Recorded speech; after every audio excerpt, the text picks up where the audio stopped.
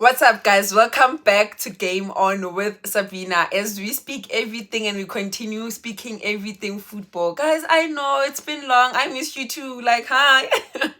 But, guys, it is what it is. I've been having a very hectic 2 weeks, so I haven't been meaning to share and what's been going on. I'm sure you guys have been excited about what's been going on in PL, what's been going on in La Liga, in DSTV League. There's just a lot of football to continue talking about. So, yes, guys, today I have like my cup of water here because you guys know like I speak really fast. So just in case, guys, just to keep me with the pauses and everything, no, just to have like cup of water to keep the pause and the pace of me speaking really fast. But I hope you guys will be able to still hear me and we're just gonna have talk everything that really happened. So guys, today we're gonna talk about on the 25th of August, which is was like last week, we had like the UEFA Champions drawn. So the group stages, they were already out and everything, and it's starting on the 6th of September. So I think no, on the 6th of September, which is like next week Tuesday. So I'm sure we're all excited that, you know, guys, I think Roja football, we'll be eating football almost like throughout September and then throughout the whole season. Then we're gonna have the FIFA World Cup. So if you are not a fan of football, I think right now at this moment you need to start familiarizing yourself with football, because that's what we're gonna be doing, watching football every week, every weekend, during the week. It is what it is. At my house, they've given me the remote because they're like, we're not gonna win with this goal, guys. This past weekend, all the big teams won. It was one of the most exciting weekend ever. We didn't have a lot of people speaking most about this weekend because all these big teams have won. We look at Liverpool, who played against Bournemouth and actually won 9-0. It was really bad, guys. But if you look at it, Bournemouth has been really struggling because since they played around like 4 games and they only won once, which they won against Everton, and it was like 2-0. And if you look at it, they also played against Manchester City, which Manchester City won 4-0 against them, and they also played against Arsenal, which won 3-0. So basically Bournemouth has not been doing so well, to a point that we had the first manager being sacked. I think it was announced today that he got sacked yesterday, and it was really bad. But I think I understand where the team, or as a team, are looking at going forward, because not only are they losing or are they drawing, but or losing with 1 point difference, they're really losing so bad, guys. They can't be losing 9-0, can't be losing 4-0, can't be losing 3-0. That's really bad for a team, especially in PL. And going forward right now, it looks like they are like the weakest link of what's going on in PL. So I understand when the management felt like, you know what, we need another new manager, and this is not the manager we're gonna continue with. So in that story, Liverpool had an impact in and sadly getting one of the managers sacked already in just playing 4 games in Premier League. And we look at how Liverpool was performing. They were, guys, performing in sky high. So you guys, a lot of you have been complaining about how Salah did not score, and also that he wasn't part of any assist of the goals and everything. Especially it was like a pool of goals and going on Saturday. But guys, for me, in my mind, I'm like, when Salah is one of the toppest Liverpool scorer, guys, we know that, and definitely, guys, he's gonna continue scoring for Liverpool. So why already are we guys like making it a huge deal that he did not score? He scored when it was required against Manchester United, guys. That game they needed a goal, and Salah was one of the people that actually scored. So I didn't know. You know, sometimes, guys, as simple as every dog has its day. So Salah was just like allowing other kids to just flourish because he's gonna continue becoming the top scorer and all that. Moving on to Chelsea. Chelsea on the weekend, they played against Leicester City.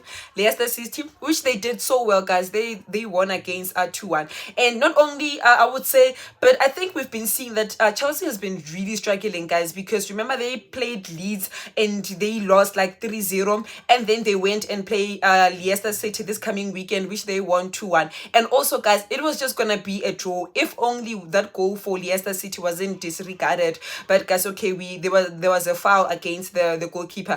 But also on that note, guys, in the last hour of the game, Leicester City were actually putting in more effort. They were actually pushing and everything. It's just sadly that they did not manage to score. But for me, that game was gonna go into a draw. But good thing Chelsea managed to win the game, and with Sterling scoring 2 goals, Sterling scoring 2 goals. And guys, if and they played yesterday, guys, it was so disappointing. Chelsea lost 2-0 against Southampton.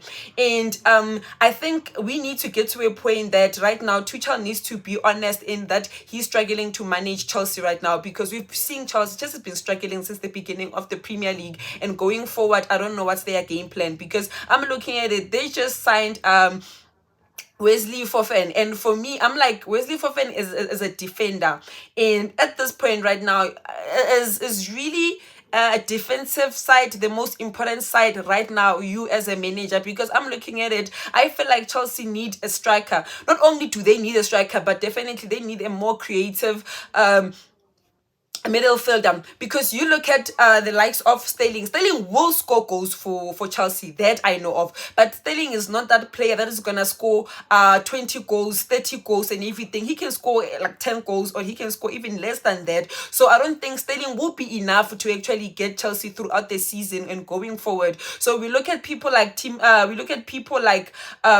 Kai Havertz, who's not been doing so well. So we're looking at Kai Havertz, and I'm not saying he's a bad player. Kai Havertz is actually a very good player, but I feel like he's not bringing anything into the table. Now, I don't know if he's doesn't look like he really wants to actually make a difference in Chelsea. And one of the things is also that still surprises me was when they were getting a defender, and I felt like, okay, Tuchel is really coming up with excuses and all that. Just with the Leeds game, he was like, it was the bus and all that, just pirate to that. When they won against Spurs, I was really happy because they actually did so well against Spurs. And for me, I felt like Chelsea needs to come up with a strategy very soon and very now. And they need to sit down as a team and actually start seeing what the problem is. Because if the manager seeing the problem as a defensive side, I'm really worried, because soon right now we're gonna be closing the transfer window, and I'm not hearing any talks of Chelsea getting anyone, because last time I heard it was they were trying to bring Aubameyang, but now I don't know when, if it's true, if he's still gonna come and all that, because I remember that Barcelona, we're gonna loan or we're gonna transfer Depay. So I'm not sure if Barcelona, they are willing to just lose Depay and also give away Aubameyang. So I'm not sure how the talks are going on with bringing Aubameyang to Chelsea, but for me at this point, Chelsea needs to figure out what is really going on going forward, because now they're looking like the weakest link right now with as being at the top teams. But going to what really is important, guys, is the Champions Leagues, guys. I want to talk about the Champions League. I'm excited about the Champions League starting next week on the 6th. And we had the group stages drawn on the 25th of August. And yeah, guys, we're very excited. And there's a lot of like teams, groups that I'm really excited about, and other groups I'm like, and guys, like, yeah, let's just go through it and all the groups that I'm excited of, and you tell me which group that you cannot wait to watch or you're gonna be watching, because we know most of us are gonna watch our teams. And if you're Manchester United, you have to watch everyone. So guys, let's just go into the teams. I have like my other phone, because these teams are a lot, so I need to me. Okay guys, we're gonna talk about, can I drink water? We're gonna talk about Group A, guys. So the group stages, we have Group A, which is Ajax, Liverpool, Napoli, and Rangers, and I'm excited about that group, guys. I feel like it's one group that we need to look into. And we know Liverpool have won it 6 times. Liverpool went to the finals last year, and Madrid did the things with them. Even in 2019, Madrid were the same team that actually they lost against them in the finals and everything. So Liverpool going past the group stages, guys, we know it's gonna happen. And I'm looking also at Ajax, which for me, guys, I have a thing about Ajax that maybe you guys will let me know. Ajax, I'm not sure about where they are standing right now as a team, because they have this tendency of giving away, or also transferring one of their best players. Because I'm looking right now, they don't have they've transferred their manager. They've given away Lisandro Martinez. They've just given Anthony away to Manchester United again. And in last season transfer, they gave away De Jong, who did so well in Barcelona and actually helped Barcelona last season. So And one of the things is they had like 14 players being transferred in this transfer season, this 2021 to 2022 2023 transfer. Just they had 14 players being transferred. So I'm not sure. And how is the team, where are they thinking going forward whatsoever, the stability of the team, and because they've given away good players. So but looking at Ajax, comparing it to Napoli, which the first game that Napoli is gonna play is gonna be against Liverpool. It's not the first time they playing Liverpool in group stages, but Rangers, I don't know much about Rangers, so you guys let me know if it's the team to look up to. But for Group A, I'm betting on Liverpool, and I'm also betting on Ajax in passing the group stages, and the team that might win will be Liverpool. And guys, we another group that I'm excited for is Group C, which we have Barcelona, Bayern, we have Inter, and all that. And we know, guys, why that group is exciting, guys, because last time Barcelona and Bayern Munich played against each other, we had like an 8-2 goal, and by that time Lewandowski was still in Bayern, but now Lewandowski is in Barcelona. So I'm not sure. Maybe Lewandowski will finally give Barcelona the revenge that they want against Bayern Munich. But we are really excited about that group. But also, guys, not to exclude also Inter Milan. Inter Milan is also doing so well, because so far I think in the games that they played right now, they won, I think, 3 games out of 4 games. Yeah, they've won like 3 games and everything. So they one team that they know how to play also. But yeah, I think in this group C, we excited about Bayern and Barcelona, and I don't think Bayern this time is gonna win 8-0. Xavi is really doing well with the team, because I look at the games that Barcelona played so far, especially with Lewandowski. He's assisted and also has scored for Barcelona. And right now, this is the new Barcelona that I'm excited, that I continue being excited to watch, because you look at these young people, Ansu Fati, Rafinha, who are actually doing so well. And each and every time these guys come in, even if normally Xavi does not always start them, but when they come in, they actually change the game plan of Barcelona. So this is not the Barcelona that's gonna be beaten 8. Not, guys, this is the new Barcelona with a manager who knows what he's doing. So, and having Lewandowski too, we might see real serious game on. And Salah also, he's not been struggling so far. He's getting in, is actually being comfortable also. So we want to see him. I want to see him play more, and I want to see him more of Salah, because I'm also a fan of Mo Salah. Of Saint Sadio Mane. Guys, you see these people, they're confusing me. Sorry, I meant Sadio Mane. I'm excited about Sadio Mane also. I want to see him, how, as he continue playing for Bayern, and how he's doing so far and all that. And obviously Bayern has been doing so well in the German league. And another group, guys, whom I'm really excited to look into is Group G. So we have Manchester City, Seville, and Dortmund. Guys, I don't know if, guys, you are seeing what I'm seeing just right now, because I'm thinking in Group C we have Bayern and Barcelona, and we have Lewandowski, who's going to be playing against his former team, and then now we have Manchester City and Dortmund, and we have Haaland, who's going to be playing against his former team. Guys, sometimes I feel like, the UEFA team, they are doing the things with these things because they want to keep us glued. They want us to be excited. They want us to keep watching, because okay, I'm just gonna leave it there and let you and allow you guys to think.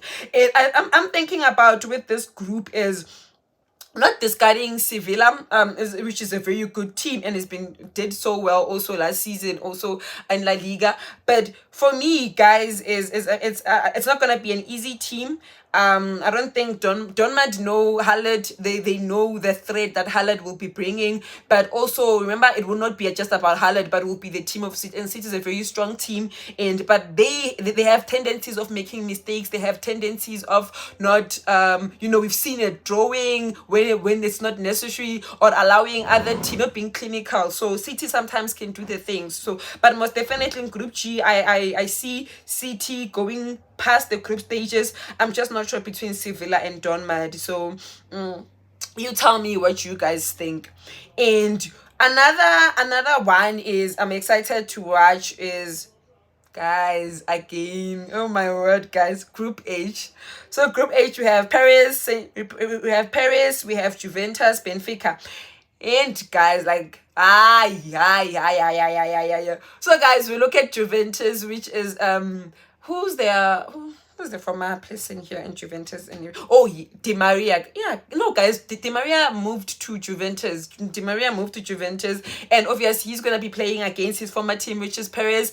And Paris have been wanting to win the Champions League. They've been struggling. They brought in Neymar, whom they thought was gonna get them to win the Champions League, but that was not the case. They brought in Messi, which Messi did not do so well last season. But with the season started and also the preseason, Messi looked like he was getting a bit comfortable. He was getting his groove and all that. And definitely there's gonna be a very game changer this season, and there's a lot of things. And we have Juventus, who brought in Pogba, and at least Pogba will be playing Champions League, guys. Like, at least Pogba will be playing Champions League, and maybe that's the reason why he left Manchester United, but we don't know.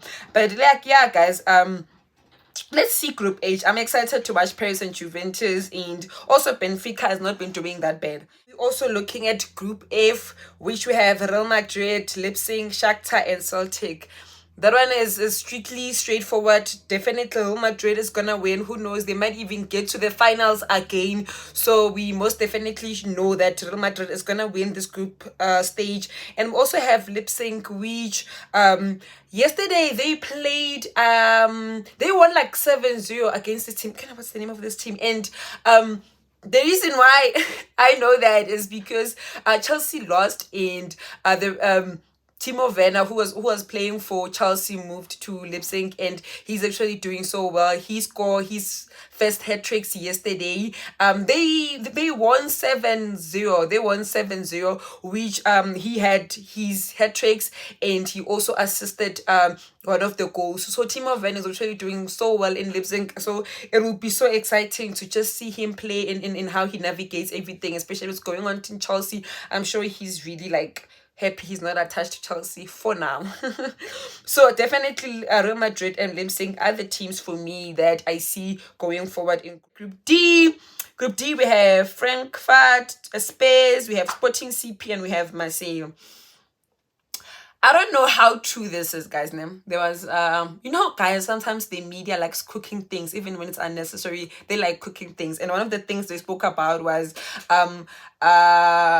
Cristiano Ronaldo might be moving to Marseille. And in my mind, I'm like, But anyway, Cristiano Ronaldo wants to play Champions League, so anything is possible with him right now. And I don't know, bringing him, but anyway, might be a good thing for the French league, because guess what? We might see him and Messi playing, like we watch it online against each other again, which soon that will end, that era will end. So I'm not sure if how true it is, if he might be moving to Marseille, because one thing they also spoke about was him moving to Atletico Madrid. So I'm not sure how true that is. Like, guys, I feel like Cristiano Ronaldo is being attached to all these teams right now. It's like, I'm not interested until I see him and him leaving Manchester United. All these, like Fabio tells us, guys, because he's the guy for us. And then yeah, man, those are and then we have Group B, which is Porto, Atletico, whom I think Atletico might win. But yeah, guys, that's that's gonna be happening. We're gonna be eating football throughout this whole year. And tell me which group are you interested in, or which group are you gonna be watching? But most definitely I'm gonna be watching almost all this group. Okay, let me not lie. I'm gonna be watching most of them. I'll be watching obviously all the top four teams in the Premier League. I'll also be watching Barcelona. Also be watching Real Madrid. I'm also gonna be watching Atlantico also. So guys, tell me which team, which group is exciting for you, and yeah guys. So please don't forget to subscribe, to like and comment as we speak everything football, guys. Hopefully, yeah. Mwah!